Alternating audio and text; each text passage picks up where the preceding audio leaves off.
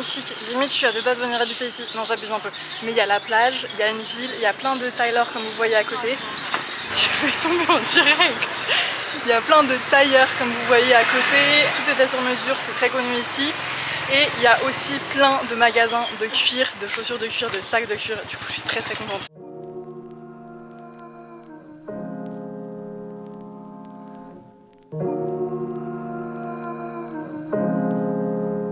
Je suis chez Rosie Buttercup et je me suis commandé un bagel au saumon. Il a l'air super bon et j'ai pris aussi un petit jus. Et voici à quoi ressemble le bagel. Et il est vraiment énorme, digne des bagels new-yorkais.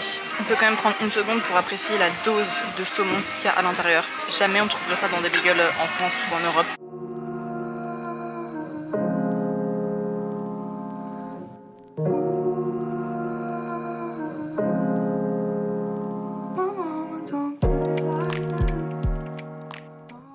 Je suis actuellement en train de me faire des vêtements sur mesure dans un tailleur car c'est très connu à Houyan. Du coup, je me suis fait faire un pantalon en lin, un short en lin, un haut en lin qui va du coup avec, ça va être un ensemble. Également une longue robe que j'avais en France mais qui est trop abîmée maintenant parce que je l'ai trop portée. J'aurais fait faire exactement la même. J'ai trop hâte de voir ça et en plus ça me coûte vraiment pas cher.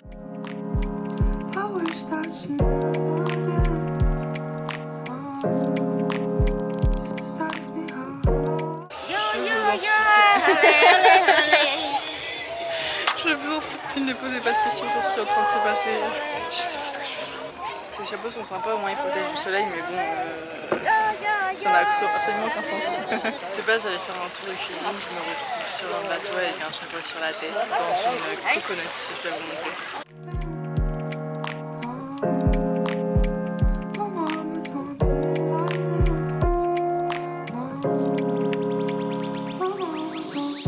Je ne serai pas pêcheuse. On a essayé de faire de la pêche au crabe, j'ai pas réussi à en avoir un. Tout ce que je retiens, c'est qu'il y en a un qui est dans mon bateau actuellement qui s'est échappé. Il est pas dans la petite boîte avec de l'eau.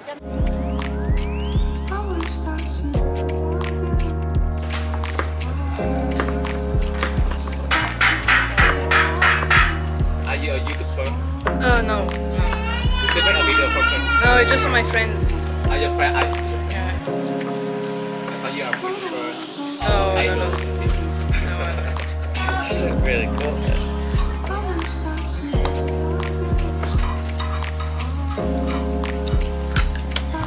Mango half.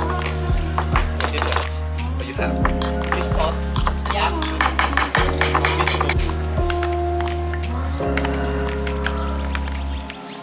For the fuzzy egg, you have to do. On vient de faire un pad thai, ça a l'air trop bon, j'ai trop hâte de manger ça. Et ça du coup c'est une petite salade, ça c'est des eggplants avec du porc, j'ai pas trop compris ce qu'il y avait dans la salade. Le cours de cuisine est terminé, c'était très sympa, par contre ça a duré un peu longtemps, c'était de 8h30 à 13h. On a mangé tout ce qu'on a cuisiné, on avait entrée, plat, dessert. J'ai adoré l'expérience, c'est des plats qui étaient faciles à faire que je pourrais même facilement reproduire chez moi, donc c'est plutôt cool. J'ai passé mon après-midi à la plage, j'ai dormi sur la plage, j'ai enfin réussi à dormir parce que je suis toujours KO car je vois vachement encore la tête.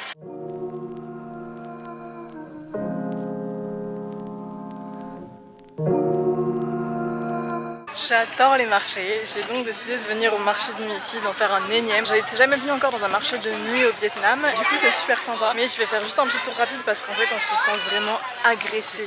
Là vous voyez pas parce qu'il n'y a aucun vendeur devant moi. Mais de l'autre côté il y a plein de vendeurs. Dès qu'on pose un œil sur leur stand, on se fait agresser, ils nous mettent plein de trucs dans les mains. Ils nous disent de tout acheter, ils commencent à essayer d'être super gentils avec nous, nous demander d'où on vient et tout. Et en fait dès qu'on commence un peu à parler avec eux, ils vont dire bah du coup tu m'achètes ça maintenant. Et c'est un peu dérangeant, moi j'aime pas, enfin, comme je vous ai dit, j'aime pas du tout quand c'est comme ça, quand on a la main forcée à acheter on va dire.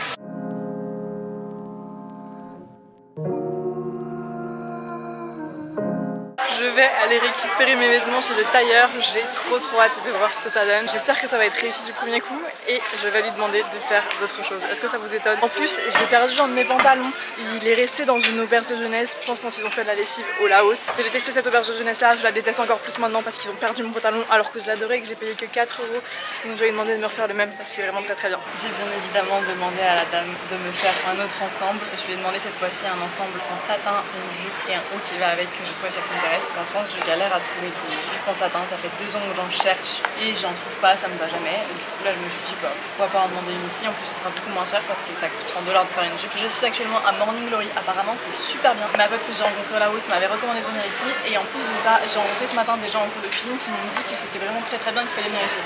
Donc je suis là ce soir, j'ai absolument pas faim parce que j'ai trop mangé ce midi. Du coup j'ai pris 2 petites entrées, on va voir ce que c'est, comme ça moi je découvre un petit peu l'endroit.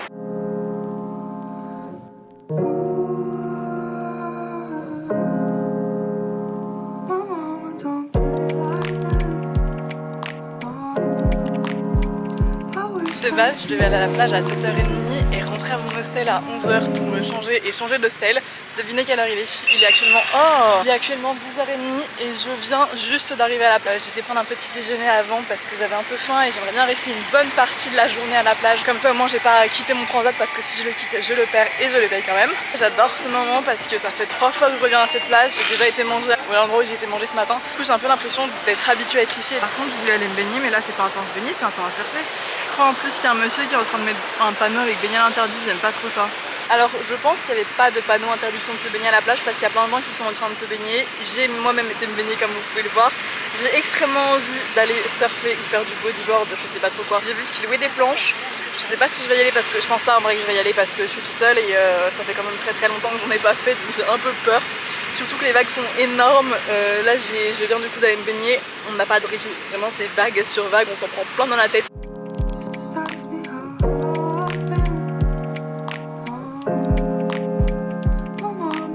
Je suis chez le tailleur, je viens récupérer tous les vêtements que j'ai commandés, j'en ai vraiment beaucoup, je sais pas comment tout va rentrer dans mon sac à dos, mais c'est super beau. J'avais fait hier un ensemble jupe en satin avec un haut qui va avec, je vais le porter ce soir, je vais vous montrer, il est vraiment magnifique. Il y a vraiment un large choix de tissus, vous pouvez demander tout ce que vous voulez. Et moi ce que j'ai fait du coup c'est que j'ai pris des inspirations sur Pinterest et j'ai fait, il me semble 2 retouches à chaque fois, sauf un haut où j'en ai fait une 3e, j'ai fait vraiment des trucs basiques comme ça, je suis sûre que j'allais porter super longtemps.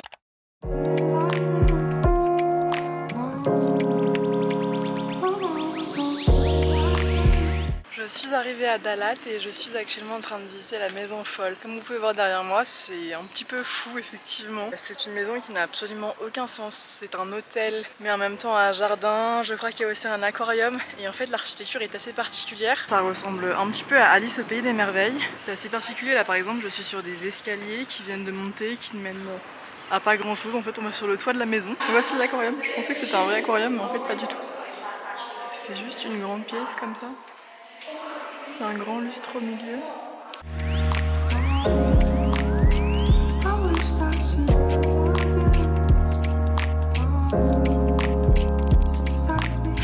Je suis actuellement sur un roller coaster, comme vous pouvez le voir, je pense dans mon siège.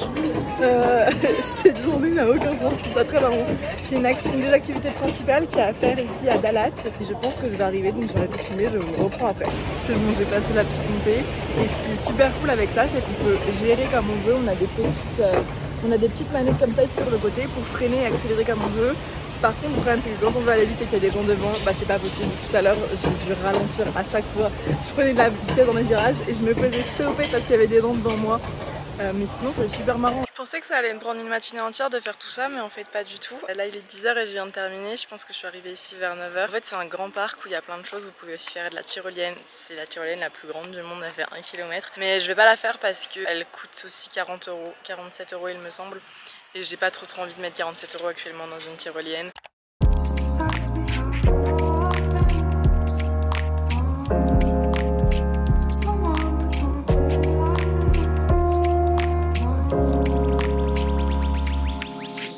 Vous voyez là c'est des bateaux de pêcheurs, je sais pas à quel moment il y a assez de poissons dans l'eau pour avoir autant de bateaux. Je suis actuellement à Mouliné. Ce matin j'ai été faire le tour des dunes, j'ai booké ça avec mon hostel et si je suis toute tremblante actuellement c'est parce qu'en fait j'avais vu un TikTok comme quoi quand on fait en fait un tour des dunes, ils proposent les dunes aussi d'aller à Ferry Stream et Fisherman Village. On a fait Fisherman Village, là on est à Ferry Stream. J'avais vu qu'il y avait un animal que je n'aime pas du tout qui était présent à cette activité là. C'est pas que j'en aime pas, c'est que j'ai la phobie de cet animal là. Là je filme parce qu'en fait ça me divertit. Mais j'ai commencé à faire une petite crise de panique parce que vraiment c'est le genre de truc où j'ai mes jambes qui tremblent, j'arrête de respirer, vraiment ça va pas bien du tout. Du coup je parle comme ça me divertit et ça m'occupe on va dire, mais j'ai dû faire demi-tour alors qu'en fait normalement c'est une boucle Mais vraiment je suis incapable de passer là-bas. Attendez. Mais je suis vraiment incapable de passer là-bas. En plus ça avait l'air trop sympa, mais j'ai vu en fait il y avait un monsieur qui était assis sur sa chaise. Et je regarde, je me dis oh bah qu'est-ce qu'il fait, pourquoi il y a un monsieur ici, il doit y avoir une activité. Et en fait je regarde sur ses genoux, il y avait ce truc là, j'ai commencé à paniquer tout simplement. Du coup là je dois faire demi-tour et voilà. Il y a quelques mois j'ai loupé mon train alors que mon train était littéralement devant moi et depuis ça j'ai trop peur de relouper les transports. Depuis que je suis arrivée ici, j'arrive très en avance pour prendre mes transports, sauf que la plupart du temps ils arrivent en retard. Et donc ce qui fait que là j'ai mon bus à 7h du matin, il est 6h, je suis arrivée en bas de bus donc j'ai 1 heure à attendre, à rien faire. Du coup je viens de me poser dans un petit café. En fait ce que j'en passe c'est qu'à côté des stations de bus il y a toujours des cafés qui sont pas mal.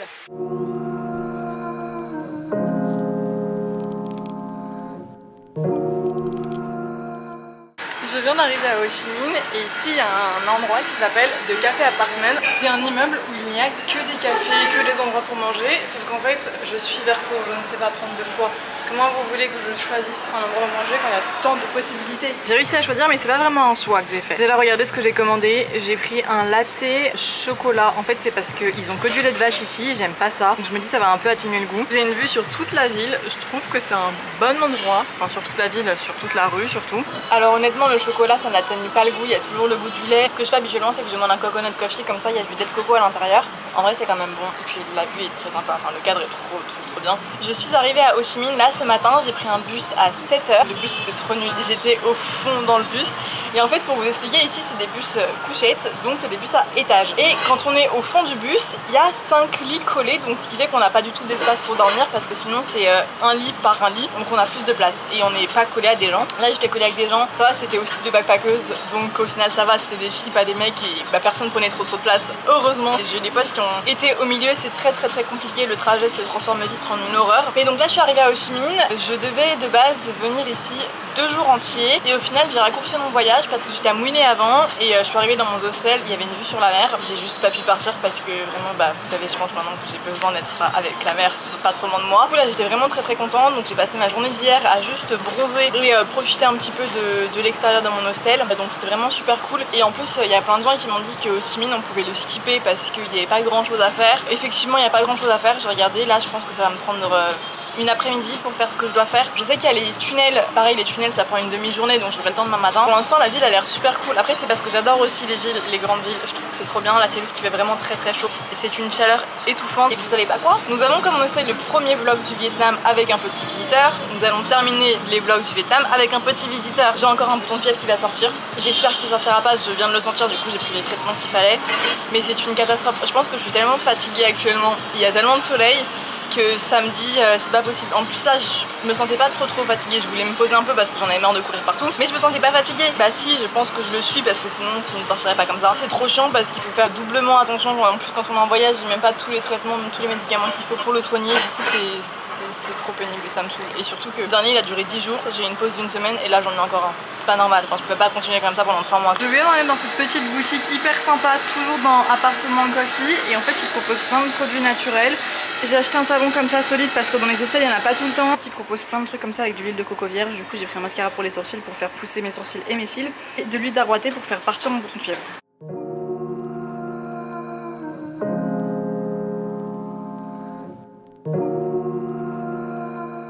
Je viens aller dans la boutique Saint-Laurent, je comprends pas. On aurait dit la foire fouille. Il y a plein de paires de chaussures qui sont exposées, qui sont pas du tout rangées, il y en a plein qui sont par terre. Ils ont une culture du luxe ici qui est complètement différente de ce qu'on a chez nous. En tout cas je parle pour le Vietnam parce que j'ai pas pu voir pour les autres pays d'Asie du Sud-Est. Déjà ce que j'ai remarqué c'est qu'il y a une culture du faux, mais c'est impressionnant. Tout le monde porte des marques, mais tout le monde porte des fausses marques. Ça se voit que c'est des fausses marques, mais je suis pas sûre que ça les dérange. J'ai été me renseigner après sur internet bien évidemment pourquoi ils le font. C'est comme à chaque fois que les gens portent des marques de luxe, c'est pour avoir un sentiment d'appartenance. Là le problème c'est que c'est du faux mal fait, donc je ne sais pas trop. J'ai été dans des boutiques de contrefaçon, voir un peu comment ça se passait. Et tous les modèles, ça se voit pas que c'est du faux. Et je pense que si on connaît pas, si on sait pas faire la différence, on verra pas forcément la différence entre les vrais et le faux. Donc il y en a aussi, c'est pour ça qu'ils le font. Du coup voilà, la première on va dire chose que j'ai remarqué, c'est la culture du faux luxe qu'il y a ici. Il y a une rue qui s'appelle Book Street et comme vous pouvez le voir il n'y a que des livres. Depuis le début de mon voyage je veux m'acheter un livre parce que dès que je veux me poser je n'ai absolument rien à faire à part écouter des podcasts et j'arrive à saturation parce que je ne trouve pas de nouveaux podcasts. Les seuls livres en anglais que j'ai trouvés ce sont ceux-là et je pense que je vais prendre celui-ci, Persuasion de Jane Austen. C'est vraiment que des classiques. Je suis à l'église du Sacré-Cœur de Tan Dinh, elle est magnifique. C'est une église toute rose et blanche. J'ai pas suffisamment de connaissances en architecture pour vous dire de quelle époque elle est. On est d'accord pour dire que l'église est super belle. En revanche, on ne peut pas rentrer à l'intérieur, ce que je trouve extrêmement dommage. Le but d'une église, c'est quand même de pouvoir rentrer à l'intérieur. Et comme vous pouvez le voir ici, il n'y a que des gens qui se prennent en photo partout.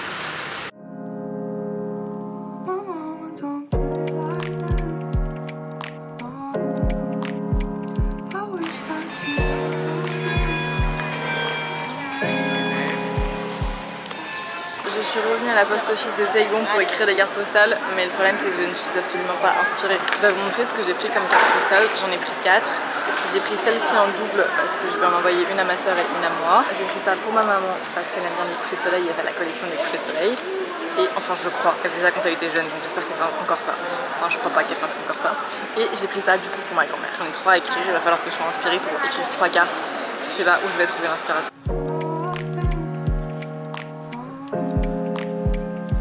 Je suis à l'aéroport, je suis extrêmement triste de quitter le Vietnam. Vraiment ça me fait un petit coup, j'adore ce pays. Je suis trop triste de partir. J'avais prévu de rester que 3 semaines ici. Et si je reste plus longtemps, j'aurai pas le temps de faire le reste des choses que j'ai à faire. C'est pour ça que je m'en vais. Et puis surtout que je suis aussi arrivée au sud. Et en fait, j'ai vraiment calculé tout mon voyage pour que ça fasse 3 semaines. J'ai pas vraiment calculé mon voyage, mais les villes que j'ai fait ont fait que ça fait 3 semaines. Normalement, j'ai un visa de 1 mois, donc j'aurais carrément pu rester plus longtemps. Je pars aujourd'hui. De toute façon, je vais dans une destination qui est normalement très cool. J'étais me chercher à manger et un café. C'est mon dernier coconut coffee. Ça aussi, ça a trop manqué de prendre du café ici. C'était tellement bon. Je pense que de toute façon, vous l'avez compris, il faut que j'arrête de vous parler de café tout le temps. C'est insupportable. Ici, ça a un goût différent. Parce que même si on prend juste du café noir, le café vietnamien est pas du tout comme le café qu'on a nous en France ou en Europe.